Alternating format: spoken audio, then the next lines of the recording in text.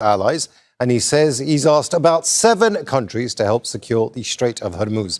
The Iranian blockade of the vital shipping passage is sending energy markets into a tailspin, and the human toll of the war is rising. Nearly 1,500 people have been killed in Iran alone, and more than 3 million uprooted from their homes. For now, all sides are refusing to back down.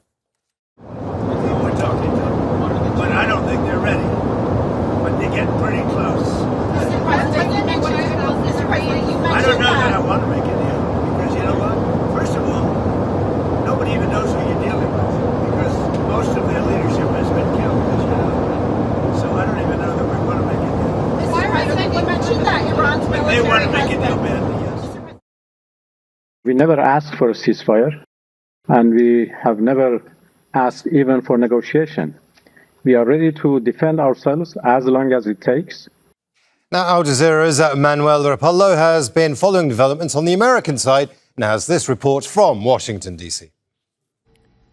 What President Trump is doing is trying to galvanize international pressure to keep the Strait of Hormuz open. And in this regard, the president is being very clear. The argument that he's trying to make here is that U.S. allies are reliant on Gulf oil, far more reliant than the United States is. And because of this, allied countries of the United States need to do more militarily to secure the flow of energy shipments through the Strait of Hormuz, whether this be by clearing the waterway of landmines or helping the United States prevent targeted attacks by Iran against oil tankers. Now, in doing so, and in a very President Trump type of way, he's also putting pressure on NATO allies, saying that NATO could face a, quote, very bad future if they don't step up their support. Let's take a listen to what President Trump had to say to members of the press on Sunday evening aboard Air Force One.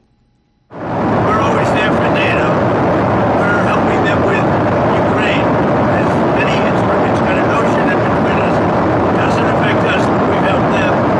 It'd be interesting to see what country wouldn't help us with a very small endeavor, which is just keeping the strait open. That, by comparison, is a small. It's small because Iran has very little firepower left. Now, one might argue that this is a mix of military strategy and diplomacy in a way that only President Trump is known to do, but this is part of the White House's effort to share the burden of securing the Strait of Hormuz to avoid a larger economic global fallout. Manuel Rapallo, Al Jazeera, Washington.